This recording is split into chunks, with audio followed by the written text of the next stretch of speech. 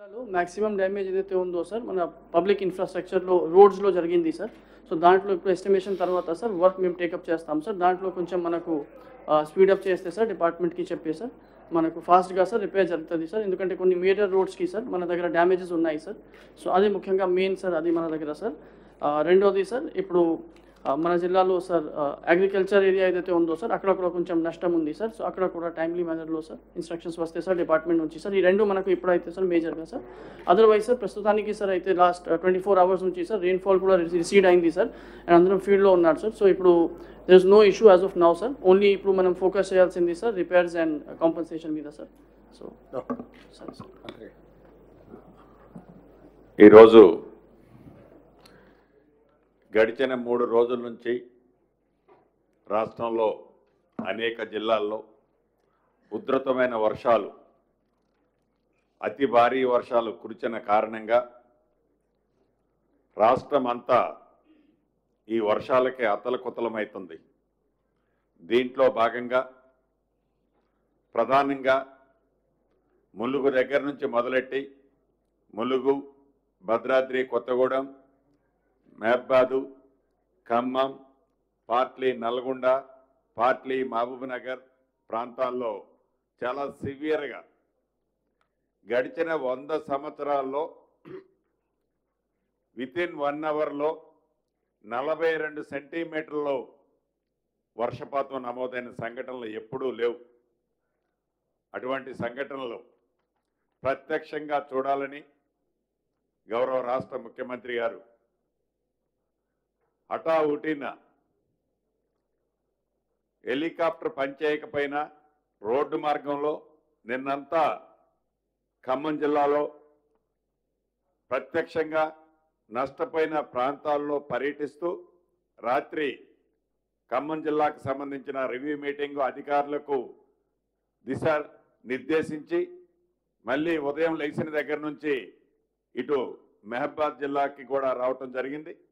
వారికి ముఖ్యంగా మహబాద్ జిల్లా ప్రజల పక్షాన, నా పక్షాన ఇన్ఛార్జి మంత్రిగా అభినందనలు, మనస్ఫూర్తిగా కృతజ్ఞతలు తెలియజేస్తున్నాను. అదే రకంగా వేదిక మీద ఉన్న సహచర మంత్రివర్యులాలు సీతక్క గారు, జిల్లా నా సహచర ఎమ్మెల్యేలు, ఎంపీ గారు, ఎమ్మెల్సీ గారు, ఎస్పీ గారు, కలెక్టర్ గారు, ఇంకా జిల్లా ముఖ్య అధికారులంతా ఉన్నారు. వారందరికీ వేమ నరేంద్ర అన్న, ఇంకా మీడియా మిత్రులందరికీ మనస్ఫూర్తిగా హృదయపూర్వక నమస్కారం. 31వ తారీఖు రాత్రి సుమారు 2-2:30 నుంచి తీవ్రమైన వర్షాలు వల్ల నిజంగా ఈ జిల్లాలో చాలా ప్రాంతం ఎఫెక్ట్ అయింది. ముందుగా ఏవైతే 2 రైల్స్ సుమారుగా 1600-1700 మంది ప్రయాణికుల్ని సమయస్ఫూర్తితో జిల్లా యంత్రాంగం అంతా కాపాడినందుకు గౌరవ ముఖ్యమంత్రి గారి పక్షాన, ఈ మహబాదు ప్రజల పక్షాన అభినందనలు, కృతజ్ఞతలు. అధికారులకి, కలెక్టర్ గారికి కానీ, ఎస్పీ గారికి కానీ, కష్టపడ్డ వారందరికీ అభినందనలు, కృతజ్ఞతలు కూడా తెలియజేస్తున్నాం. చాలా బాగా కష్టపడ్డారు. గడిచిన ఈ 3 రోజుల నుంచి గౌరవ ముఖ్యమంత్రి గారు నిన్న ఉదయం వరకు హైదరాబాద్లో కూర్చొని ఎక్కడైతే ఉదయం నుంచి ఆల్ మినిస్టర్స్ని అలర్ట్ చేస్తూ ఇంచి ప్రతి నిమిషం ఏ ప్రాంతంలో ఏం జరుగుతుందో తెలుసుకొని తగు సూచనలు ఇస్తూ మంత్రులైన మా అందరికీ ఎక్కడ ముందు ప్రాణ నష్టం జరగకుండా కాపాడండి, ఆస్తి నష్టం జరుగుతుంది, ఈ ఆస్తి నష్టం జరిగే దాంట్లో దాన్ని మినిమైజ్ చేయండి అని వారికి ఉన్న అనుభవంతో సీనియర్లు చెప్పిన దాన్ని సేకరిస్తూ సూచనలు ఇవ్వటం వల్లనే ఈనాడు ఇంత పెద్ద ఉపద్రవం వచ్చినా, దేశవ్యాప్తంలో ఇటువంటి సంఘటనలు జరిగేది చాలా అరుదు. ఇటువంటి సంఘటన జరిగినా తక్కువ ప్రాణ నష్టంతో ఈనాడు ఈ ప్రభుత్వ యంత్రాంగం కష్టపడి పనిచేయబట్టే ఇది తక్కువ ప్రాణ నష్టంతో ఇవాళ మనం ఉండగలిగాం. దీన్ని కూడా రాజకీయ లబ్ధి కోసమనో, రాజకీయంగా లబ్ధి పొందాలనో, ఏ పార్టీ అయితే ప్రధాన ప్రతిపక్షమని చెప్పుకుంటున్న ఆ పార్టీ ఫ్లోర్ రైడర్గా ఉన్న అనుభవజ్ఞులైన ఆనాటి మాజీ ముఖ్యమంత్రి గారు కానీ, ఈనాటి ఫ్లోర్ లీడర్ గారు కానీ ప్రజల్లోకి వచ్చేది లేదు. ఇక వారికి సంబంధించిన మిగతా బ్యాచ్లు ఉన్నాయి, ఆనాటి మాజీ మంత్రులు, ప్రజల్లోకి వచ్చేది లేదు.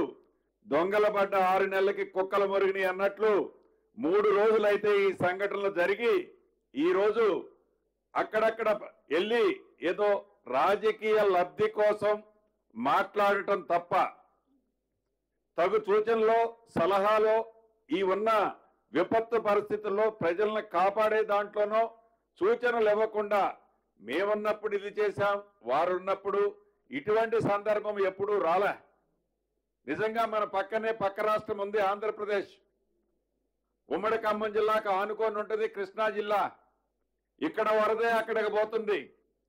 ఈ ఖమ్మం జిల్లాలో కానీ మహబూబాబాద్ జిల్లాలో కానీ జరిగిన నష్టాన్ని అటు కృష్ణా జిల్లాతో పోల్చుకుంటే వాళ్ళకి 2 కళ్ళు ఉన్నాయి. ప్రధాన ప్రతిపక్షం అని చెప్పే నాయకులకి కానీ వాళ్ళ తొత్తులకు కానీ అక్కడ ఇక్కడ కంపేర్ చేస్తే ఎక్కడ ఎక్కువ నష్టం జరిగిందో ఇప్పటికైనా కనపడుద్ది. వాళ్ళకి రాజకీయ విమర్శ చేయాలని చేస్తున్నారే తప్ప ఎప్పుడైనా గతంలో ఇటువంటి సందర్భాలు వచ్చినప్పుడు వారు పరిపాలించిన 10 సంవత్సరాలలో ఏనాడైనా ఆనాటి ముఖ్యమంత్రి ప్రత్యక్షంగా వచ్చి ఎవరైతే ప్రజలు ఇబ్బంది పడుతున్నారో, ఎవరైతే ప్రజల కష్టాల్లో ఉన్నారో కనీసం డబ్బు లేకపోతే ఈపోయారు, సాయం చేయకపోతే చేయిపోయారు, నేనున్నా అండగా అని అన్న సందర్భాలు ఏనాడు లేవు. ఈనాడు కేవలం రాజకీయ లబ్ధి కోసం, కేవలం వారి స్వలాభం కోసం మాట్లాడుతున్నారే తప్ప ప్రజల క్షేమం కోసమో ప్రజలకు జరిగిన నష్టంలో కష్టంలో ఈ ప్రభుత్వానికి మంచి సూచనలు ఇస్తే తప్పకుండా బేషిజాలకు పోకుండా ఈ ప్రభుత్వం తీసుకుంటుంది అని అనేక సందర్భంలో గౌరవ ముఖ్యమంత్రి గారు మంత్రులు మేము చెప్పాం. సూచనలు సలహాలు కాదు, మైక్ దొరికితే చాలు అధికార పార్టీ మీద యుద్ధం ప్రకటించినట్లు నోటికే పదాలు వస్తే ఆ పదాలు వాళ్ళు మాట్లాడుతున్నారు. వాళ్ళకి సంబంధించిన కొద్ది మందితో అది నోటికి పట్టరాని భాషతో మాట్లాడిపిస్తున్నారు. నిజంగా దురదృష్టకరం, చాలా బాధాకరం. ఇప్పటికైనా వారు మంచి సూచనలు ఇస్తే తప్పకుండా సేకరిస్తాం. గౌరవ ముఖ్యమంత్రి గారు నిన్న ఇయ్యాల చెప్తున్నారు, ఏవైతే వారి దగ్గర గత ప్రభుత్వంలో ప్రజల సొమ్ము కొల్లగొట్టి దాచుకున్న డబ్బుందో ఆ డబ్బులో ఒక 1000 కోట్లో 2000 కోట్లో సీఎం నిధులకు ఇస్తే తప్పకుండా వాటికి మేమింత కలిపి ప్రజలకు సేవ చేయడానికి ఈ ప్రభుత్వం ఉందని ఆ దిశగా ఆలోచించాలని కూడా వారిని కోరుకుంటూ అధికారులకు ఇందాక ముఖ్యమంత్రి గారు అన్ని సూచనలు సలహాలు ఇస్తారు.